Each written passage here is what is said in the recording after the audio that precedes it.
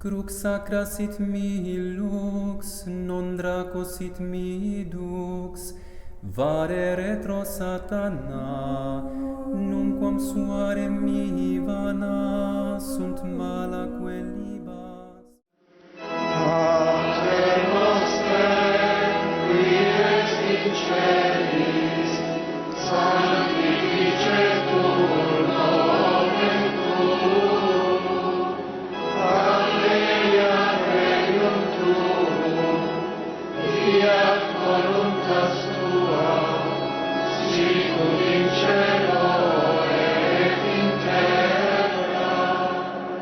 Pane nostrum quotidianum da nobis hodie, et dimitte nobis debita nostra, sicut et nos dimittimus debitoribus nostris, et ne nos inducas in tentatione, sed libera nos a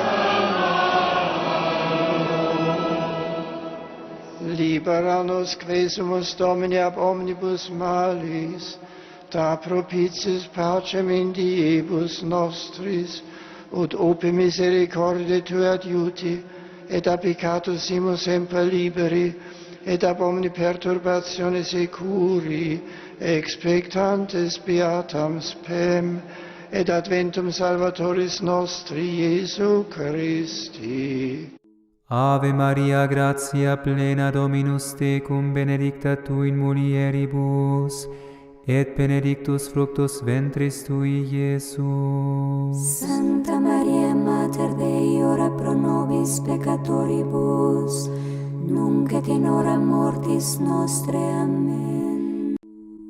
Sancte Michael, Arcangel. San Miguel Arcángel, defiéndenos en la batalla.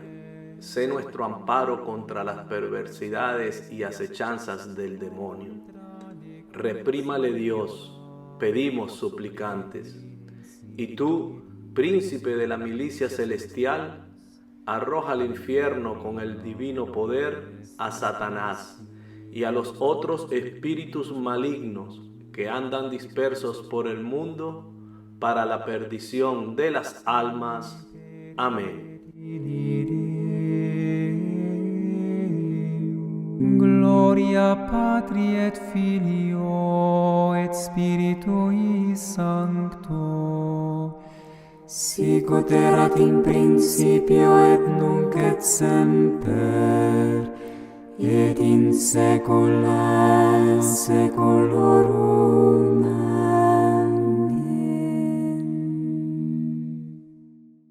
Queridos hermanos en la iglesia, por favor acompáñennos a atravesar el Golfo de México y el continente americano para trasladarnos hasta la ciudad de Tijuana, en Baja California, para allí escuchar a Monseñor Isidro Puente, fundador y director de las Ecuménicas de Guadalupe, a quien consideramos la enciclopedia católica de nuestros tiempos, con un mensaje de mucho interés para toda la Iglesia universal. Pido a Dios en primer lugar, pero también a los padres de familia, que inculquen la vocación a sus hijos.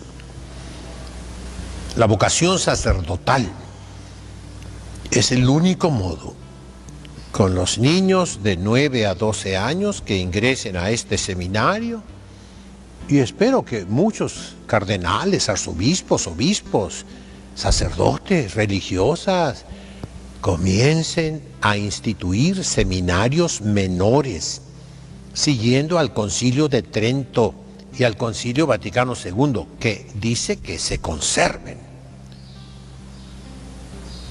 Es el único modo de reconstruir la iglesia, mis hermanos.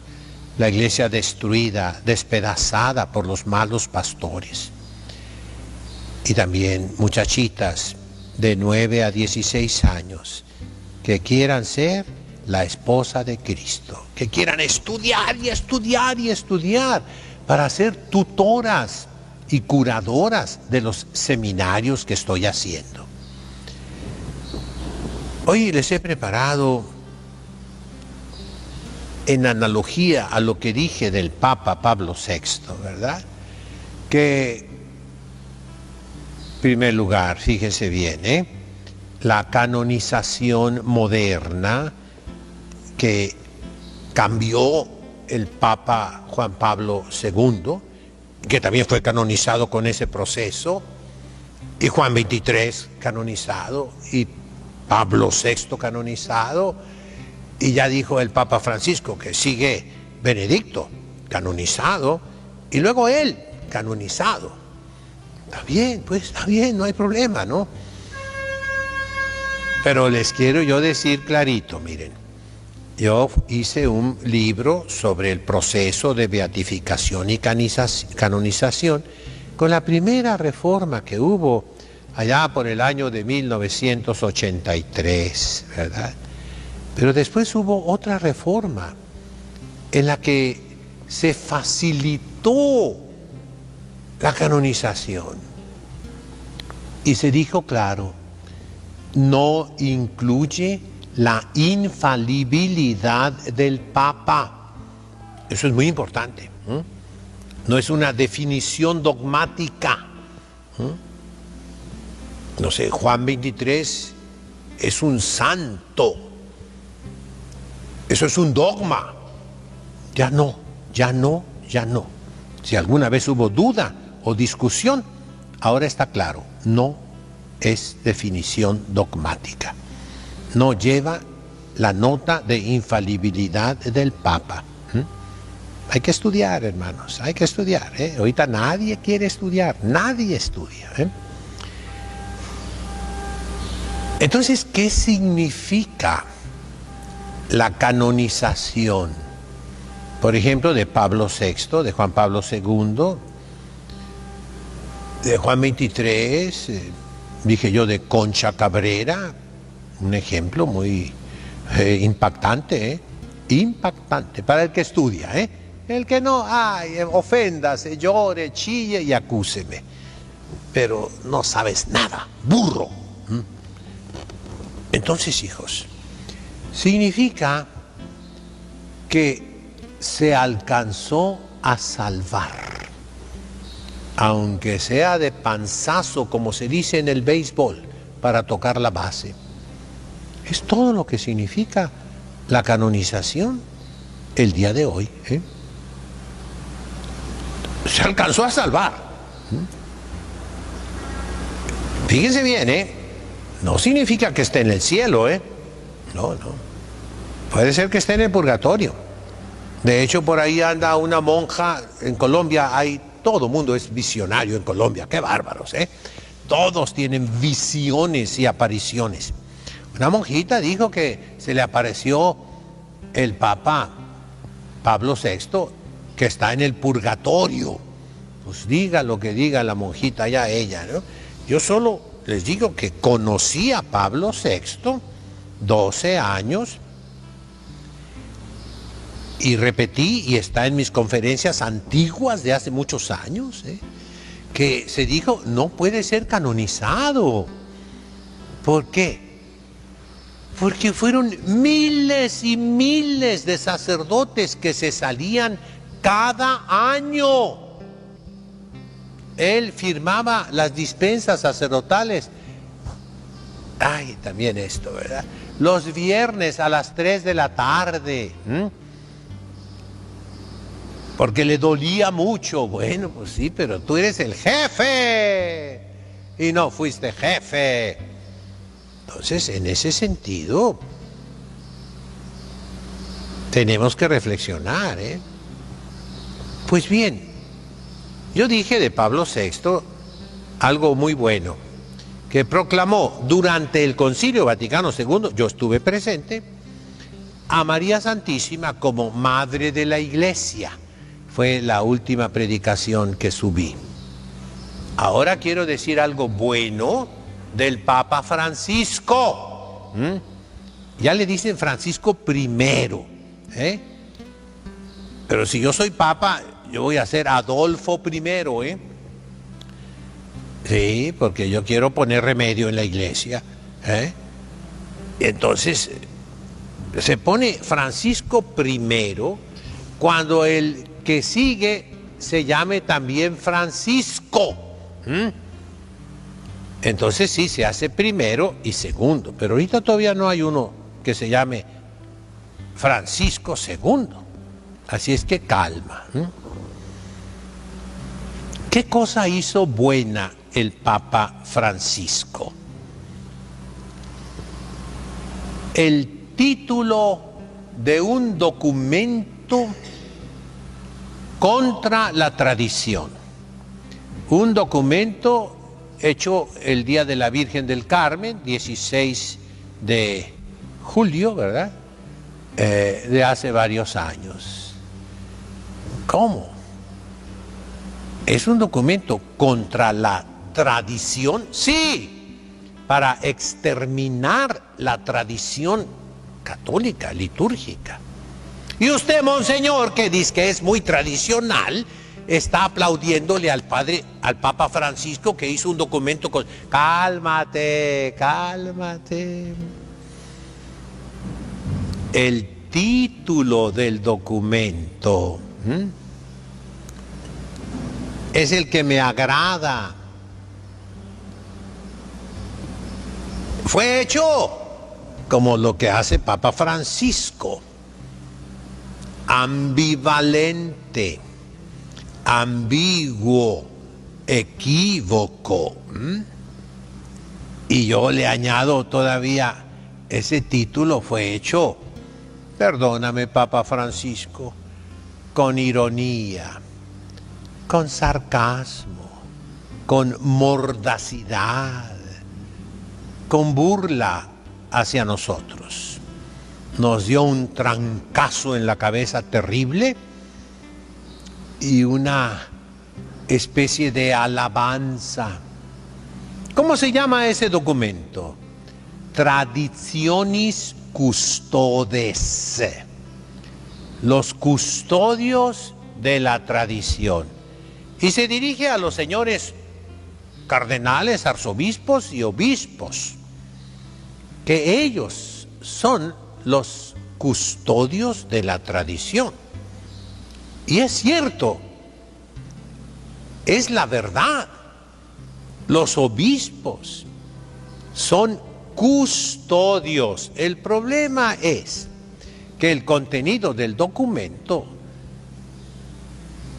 toma la palabra custodio en otro significado, en otra acepción. En un diccionario, cuando ven un término, casi siempre tiene A, luego B, luego C. Por ejemplo, onda, sin H, ¿eh? Onda pone A. Onda magnética. Son vibraciones en la atmósfera, ¿verdad? B. Onda, en sentido vulgar del lenguaje corriente de los muchachos. ¿Qué onda traes? ¡Qué buena onda!, ¿verdad? C.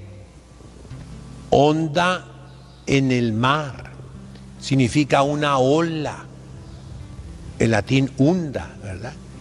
Y así, custodios puede significar lo correcto, el significado correcto es como ángel custodio, ángel de la guarda, ángel guardián.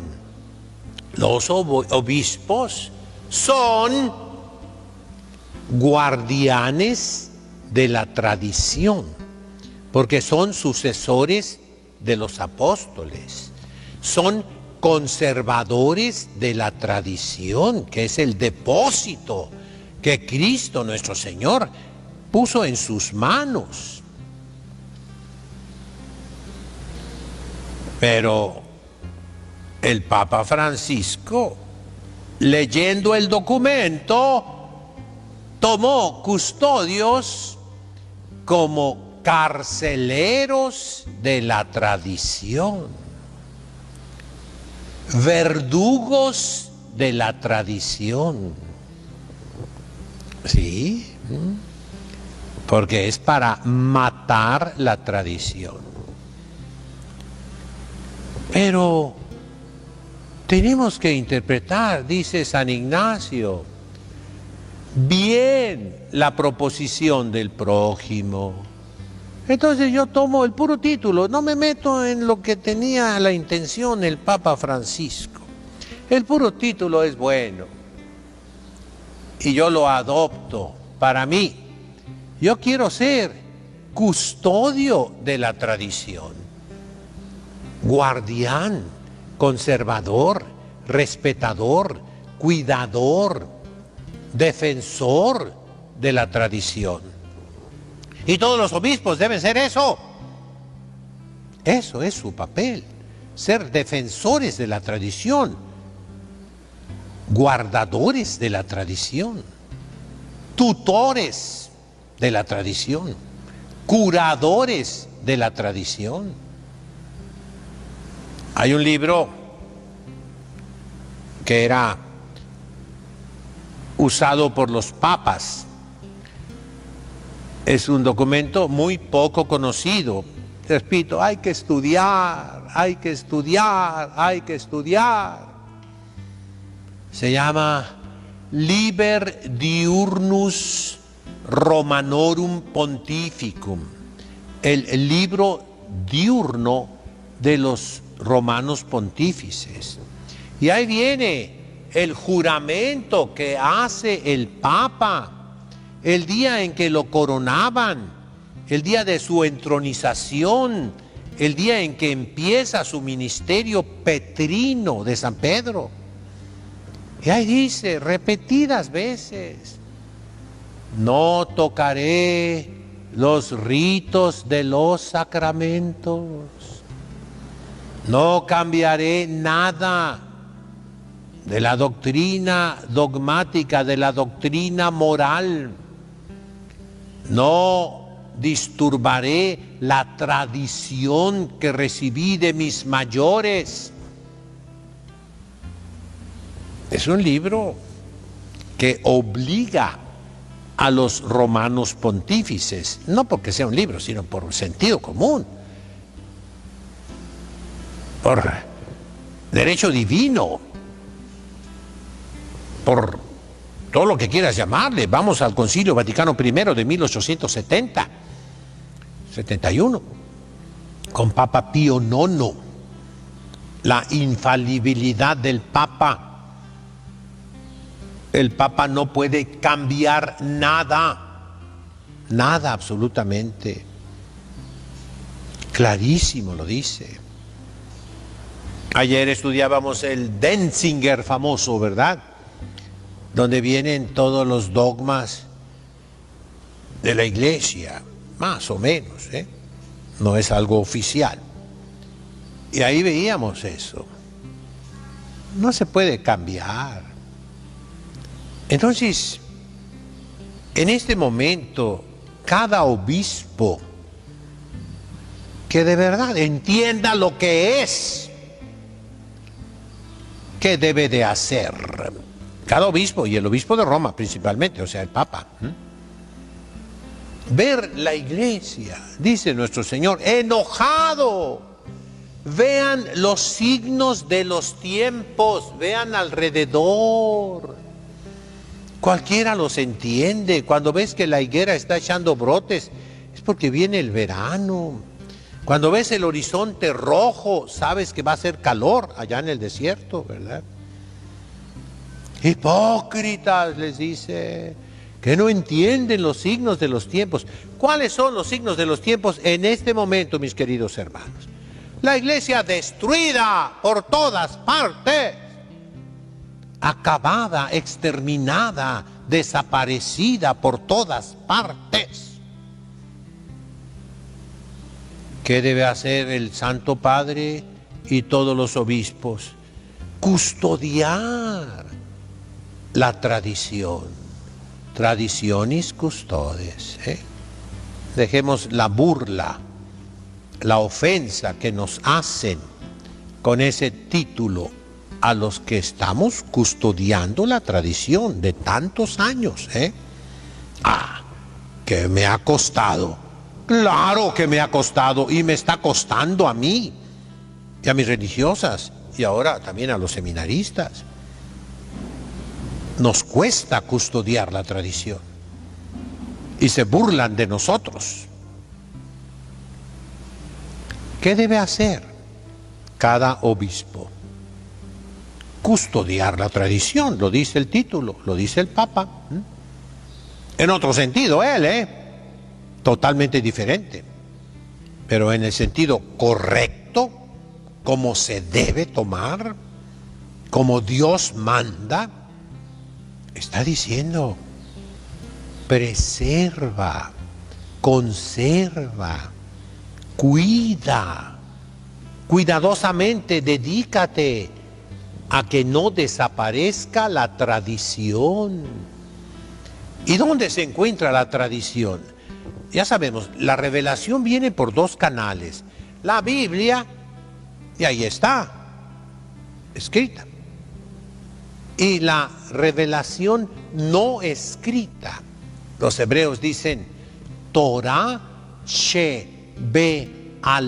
pe, la ley que es en la boca, oral, no escrita. Esa es la tradición.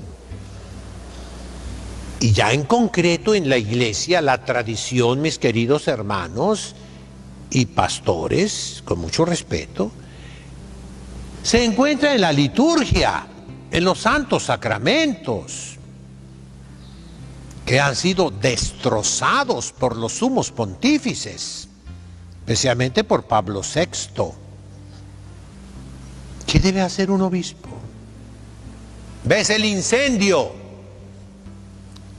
Aquí tenemos extinguidores de fuego, unos cilindros rojos, ¿verdad? Que tienen una maneja por ahí para cuando hay lumbre y vienen instrucciones. Cuando hay una llamarada muy alta, ¿a dónde debo echarle yo el extinguidor o el agua? ¿Arriba? ¿Con la manguera? No, dice a la fuente del fuego. O sea, abajo, ahí le echo y ya la llama se desaparece. ¿Cuál es el primer deber del Papa, cardenales, arzobispos, obispos, para salvar la iglesia en este momento, viendo lo que está pasando, los signos de los tiempos? Apagar el incendio. ¿Cuál es el incendio? El que prendió Pablo VI. Le ayudó Bugnini. Yo lo conocía a Bugnini, un padre de la Sociedad de San Vicente de Paul, profesor en mi universidad de Propaganda Fide, profesor de liturgia. Yo lo conocí, no fue mi maestro, ¿verdad? He leído mucho de él. Ese incendio fue lo que ocasionó el desastre. ¿Qué deben hacer los buenos pastores, custodios de la tradición? Apagar el incendio. Fíjense bien, un rito, ya se los he explicado mucho, por muchos años. Los ritos son algo que viene de Cristo nuestro Señor a través de los apóstoles. El rito copto, abisinio, etiópico, viene de San Pedro a través de San Marcos en Alejandría de Egipto. El rito de lengua aramea, con todas sus formas, moderna es maronita, siriaco o sirio, caldeo, asirio, malabar, malancar. Viene de San Pedro en Antioquía. El rito bizantino, griego, ruso, de todos los pueblos eslavos, viene de San Andrés, apóstol, hermano de San Pedro, en Bizancio, o sea, en Constantinopla. El rito romano viene de San Pedro y San Pablo en Roma. Y las demás formas, variaciones, por ejemplo, del rito romano hay una variación dominica. Ahí tengo un misal dominico. Comienza la misa, in nomine Patris et Filii et Spiritus Sancti. No hay salmo. Luego el confiteor. Tiene cambios. Hay el misal cartujo.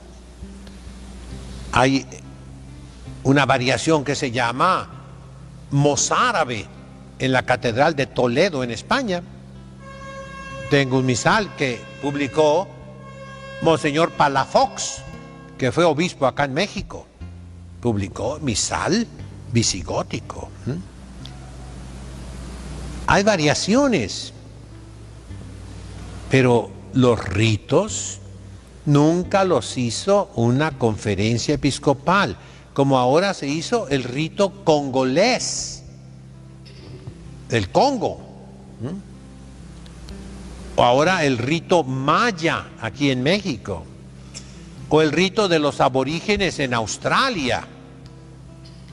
No son los apóstoles los que hicieron ese rito, son los obispos, contra la tradición, contra la tradición. El rito es algo muy serio, no se puede cambiar. Y Pablo VI hizo un rito nuevo.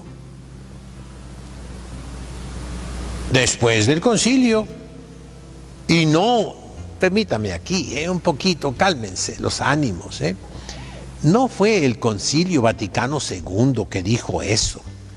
El Concilio Vaticano II dijo que se hiciera unos cambios cosméticos, pequeñitos, en la liturgia.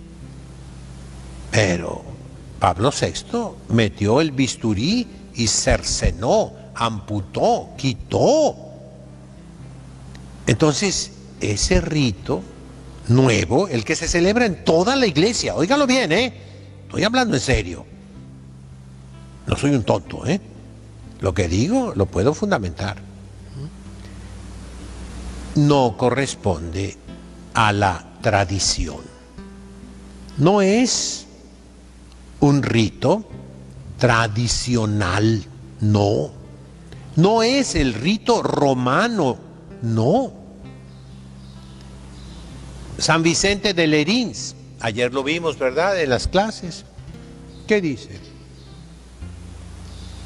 Cualquier cambio que haya en la iglesia debe ser eodem sensu eademque sentencia, en el mismo sentir, en el mismo modo de pensar. Y dice la iglesia, quod semper, lo que siempre, quod ubique, lo que en todas partes, quod ab omnibus, lo que de parte de todos. Esa es la tradición de la iglesia. Y Pablo VI, él es el responsable, cambió todo eso en contra. Un ejemplo es la segunda oración eucarística, el segundo canon, el más breve, el que usa casi la mayoría de los sacerdotes en el mundo. Lo hizo, él lo dice en sus memorias, Luis Buller, colaborador de Bugnini en Roma. Buller escribió un libro sobre la Eucaristía, tiene muchísimos libros, yo he leído algunos. Es un convertido, era un protestante que se hizo católico. Y dice que se le olvidó y la noche anterior en que terminaba el plazo que le dio Bugnini era muy enojón, me traes aquí el canon número 2 que te encargué. y se acordó en la noche, estaba con unos amigos en Trastevere. Trastevere es una parte de Roma, Trastevere, del otro lado del río Tíber. Muy pintoresca, muy bonita, ¿eh? Ahí hablan dialecto romano, bueno, en aquel tiempo que yo estaba, ¿no? Y es un lugar turístico. Y estaba en una trattoria, en un restaurante, donde venden vino, allá siempre se toma vino, pues con pizza, con carne, con lo que tú quieras, ¿verdad? Y se acordó que tenía que hacer el canon número 2. Y ahí en la mesa, yo pienso con servilletas, ¿verdad? Se puso a escribirlo. Sanctus es Domine. Y ahí hizo el canon. Y al día siguiente lo entregó, ¿verdad? El canon 3, el canon 4. Y ahora hay cientos de cánones. No se hagan tontos. Cientos. Aún en los misales, en lengua vulgar. El Papa Francisco dice, el misal de Pablo VI es la tradición, es la lex orandi. Santo Padre, permítame, Papa Francisco, soy su hijo, lo quiero mucho, siempre lo he defendido. Desde hace 10 años yo siempre he dicho, usted es el Papa, y a las pruebas me remito, me he peleado con muchos. El Papa es Francisco, yo lo he defendido. Si hablé contra sus ambigüedades, nunca lo mencioné a usted por respeto, no por miedo, por respeto. Ahora sí, ya lo estoy mencionando, porque Santo Padre, ya es el colmo, Entonces, Santo Padre Francisco, fíjese bien, la ley de la oración es el misal de San Pío V, que es milenario, que viene desde los apóstoles. Ya les he hablado que la lengua latina la hablaba nuestro Señor Jesucristo. Si ustedes ven la película La Pasión de Cristo de Mel Gibson, van a oír a nuestro Señor Jesucristo hablando latín con Poncio Pilato. ¿Por qué? Porque según el derecho romano, los oficiales romanos siempre debían hablar en latín. Y nuestro Señor era un judío y era un rabino. Los judíos hablan muchas lenguas y los rabinos judíos más lenguas. Todos los rabinos que yo he conocido hablan mínimo 15, 16 lenguas. No estoy mintiendo. Vamos a Los Ángeles para que hablen con un rabino. Cualquier lengua te la habla. Son personas de estudio. Desde niñitos se la pasan estudiando. No son tontos. Mis respetos en ese sentido. Entonces, vemos en los martirologios cuántas jovencitas, mártires, vírgenes y mártires, que eran patricias, no plebeyas, que eran nobles, que eran parientes de los emperadores. Y San Pablo menciona, en la casa del César, de Augusto, había cristianos. Y los cristianos nobles en Roma hablaban latín. Y San Pedro y San Pablo no eran tontos. Ahora los ponen como pobres pescadores. No, eran personas ilustres, instruidas. Hablaban latín. Y el rito latino romano viene de San Pedro y San Pablo. Esa es nuestra tradición. No fue en griego, fue en latín. Entonces, el rito moderno, hecho por Pablo VI, propugnado por el Papa Francisco, no es ley credendi, sino solamente, y estoy repitiendo lo que he dicho ya desde hace años, solamente en la medida que contiene el misal de San Pío V. El misal de Pablo VI es la ley de la oración únicamente, exclusivamente, en la medida que contiene al misal de San Pío V. Lo que está en el misal de Pablo VI y no está en el misal de San Pío V, no es ley credendi. Es el ofertorio de los judíos, Birkat HaMatzon. Veracá, contraído en estado constructo, es Birkat, la bendición, HaMatzon, de los alimentos, de la comida. De ahí sacaron. Baruch atah Adonai Eloheinu melech haolam. Bendito seas tú, Señor Dios del universo. El ofertorio nuevo no es quod semper, quod ubique, quod ab omnibus. No. Es una introducción intrusa. La oración eucarística número 2, ya la mencioné. La tercera y la cuarta y las 500 más que hay, no son quod semper, quod ubique, quod ab omnibus. No son lex credendi, no son, Santo Padre. No son, créame, soy doctor en teología. Y toda la vida me la paso estudiando. Usted es mi obispo, ¿cómo no? Pero, perdóneme, no es doctor en teología, como yo. Entonces, por favor, Santo Padre, no diga cosas que después de su muerte van a ser reprobadas, como fueron las de tantos pontífices.